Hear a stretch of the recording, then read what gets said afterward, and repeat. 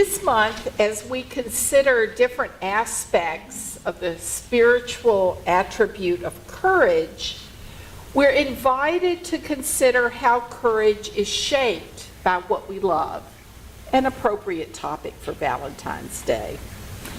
So let us today be mindful of the struggles within the human family that often, with courage, tie families together, that push parents and children and neighbors to protect one another in the name of love and often of survival. The urge for survival is so incredibly strong in humanity. And in the face of natural disasters, suffering, war, and devastation, human beings do whatever their courage can lead them to do in order to live.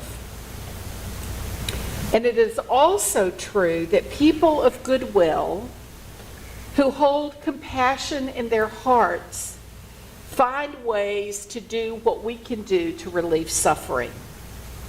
That's another kind of courage. Rather than ignoring or turning a blind eye to the suffering of others, this kind of courage calls us to look suffering in the face and to act. Today, our youth will tell us about an important way that each of us can do our part to relieve some of the suffering in the world. Today, we take a look at what love really does look like.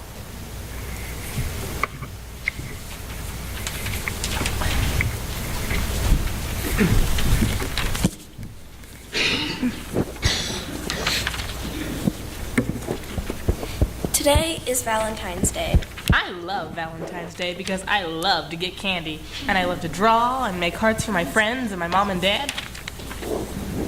When I was little, I thought my heart really looked like a Valentine's heart, but they sure don't. I guess that pictures of a real heart wouldn't look as cute on a card. Some people think Valentine's Day is the day when we have to buy lots of special presents so people know we love them. Yes, but our friends and family show us all the time that they love us, even if we do get candy on Valentine's Day. When we think about it, love looks like a lot of different things.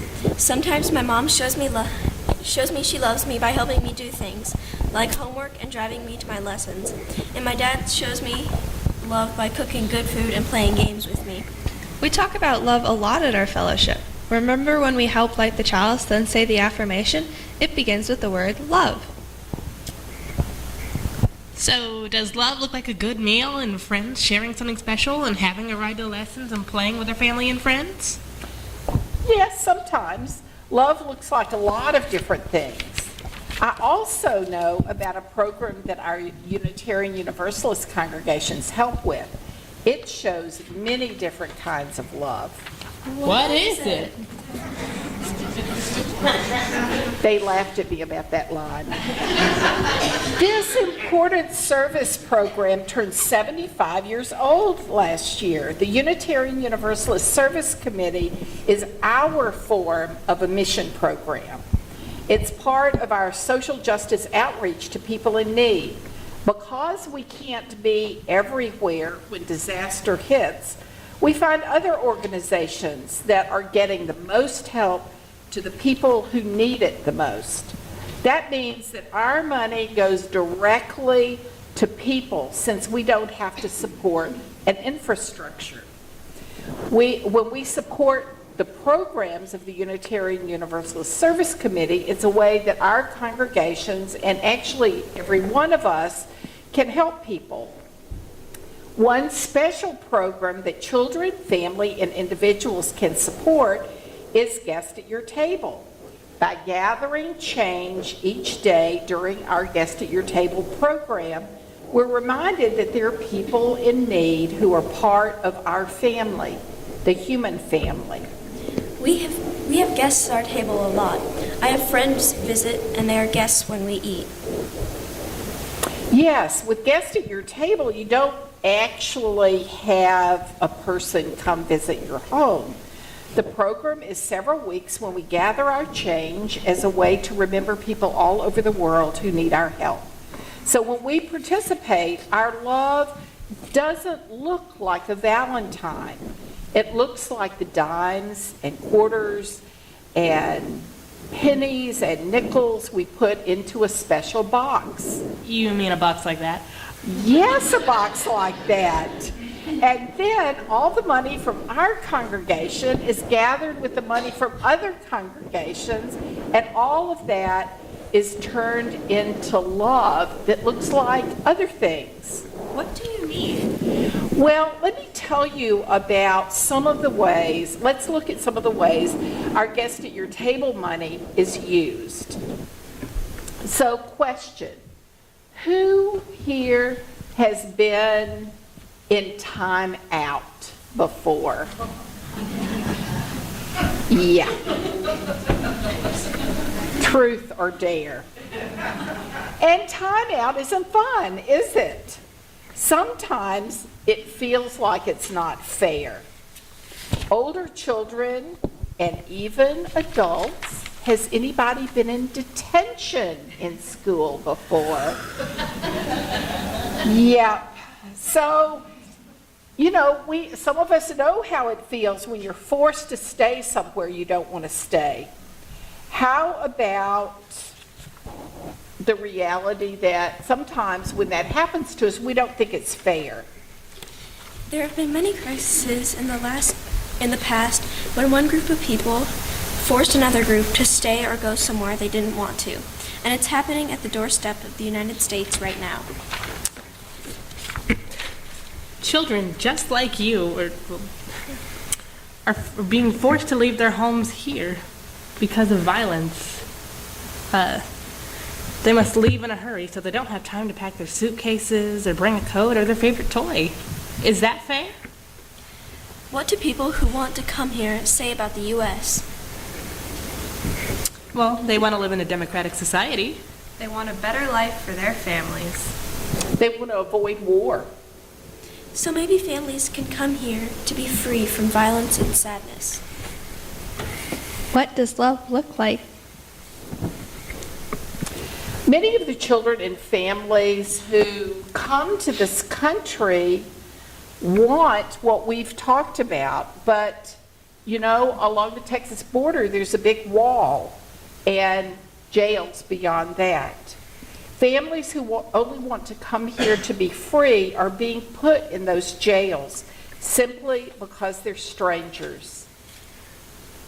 They didn't do anything wrong. They didn't commit a crime. They came into this country and they don't have the money to free themselves.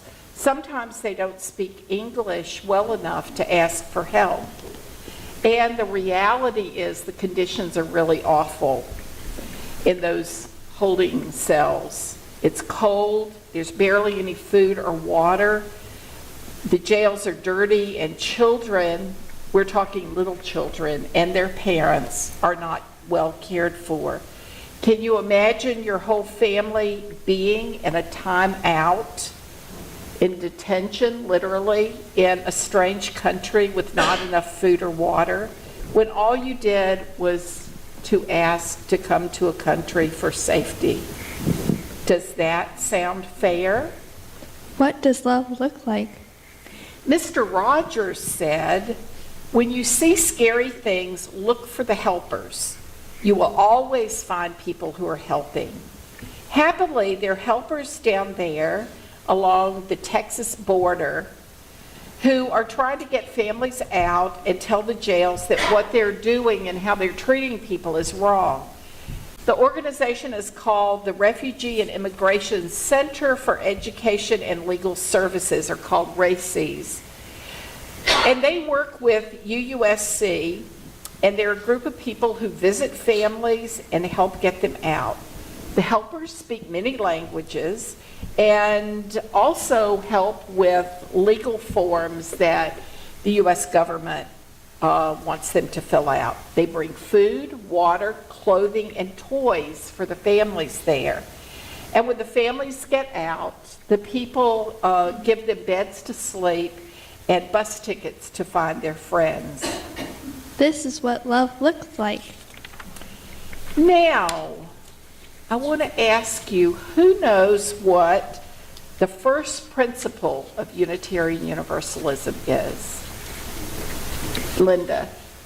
The worth and dignity of every individual or something like that. Yes, the inherent worth and dignity of every person. Can someone tell me what that means? Shy this morning. Go, Linda. It means that there is worth inside everyone, no matter whether it's manifested or not. So it's human worth. So- You choose to behave badly, and you choose to behave well, but deep inside there's worth. There's inherent worth in every person, no matter what you choose your actions to be. And it also means that every person deserves to be treated well, no matter who they are or where they come from.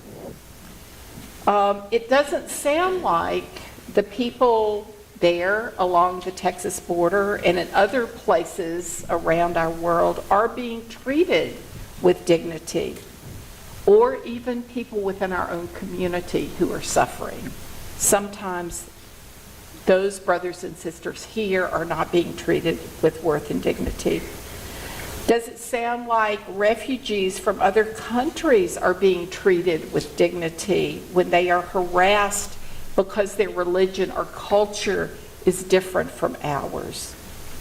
What does love look like? UUs around the country try to find ways to help refugees who have lost their homes and their nation in the midst of war, or who are imprisoned with their children in detention centers. That is what love looks like. There are places in the world where there are natural disasters. Hurricane Katrina, a devastating earthquake in Haiti. How can we help? What does love look like? Because we do not have a huge infrastructure for getting our money to the people who need it most, our UUSC staff and volunteers look to see where the need is greatest and where the funds are getting to those who are most vulnerable. Then UUs team up with other organizations to do the most effective service work we can. After Hurricane Katrina, some of our adults and youth went to help rebuild. UUSC went into small communities that were not receiving enough help. That is what love looks like. In Haiti, UUSC designed eco-villages for people who lost everything in the earthquake. These villages not only provide housing, but also sustainable gardening, schools, and clinics for those in need. That is what love looks like. Part of what we try to do as Unitarian Universalists is to discover what looks like to the people who are in need. That is sometimes different than what we think people need. To honor the inherent worth and dignity of people from different cultures, classes, races, and nations, we need to understand that their needs may be different from ours. What would love look like for all these people? Sometimes we, who are gathered today, don't know exactly what love looks like for people who are vulnerable, lonely, homeless, hungry, lost, or incarcerated. But we have not experienced what they have experienced. To respect the dignity and worth of people who have great need, we need to ask rather than tell them what they need. In this way, our giving honors them as people. That is why Guest at Your Table is so important. We send our change in dollars to our UU Service Committee so that they can learn for us what people need and where the need is greatest. So love looks like many different things to many people. Love may look like a house or clean water. Love may look like a lawyer who helps with immigration issues or gets mothers and children out of detention centers. Love may look like clothes and a nutritious meal when someone has nothing left. Love may look like medical care or temporary shelter when someone has nowhere to go. Love can also look like the change that we gather that joins with change from hundreds of other congregations. This is a kind of love that can save lives or change lives. It doesn't seem like much. It isn't like a pretty card or candy or jewelry. But when small contributions are joined together, our gifts can make a huge difference. They can help people continue to have courage to find a better life. So we invite you today to participate in Guest at Your Table from today until Easter Sunday, March 27th. So you can take your box home and put it in a place where you can add your change each day. And remember to tape the bottom of the box since coins get heavy. So I invite you to respond to, or to speak with me the response that's printed in your order of service. What does love look like? Love looks like people supporting and caring about one another. So remember, there is always a way to help, even from far away.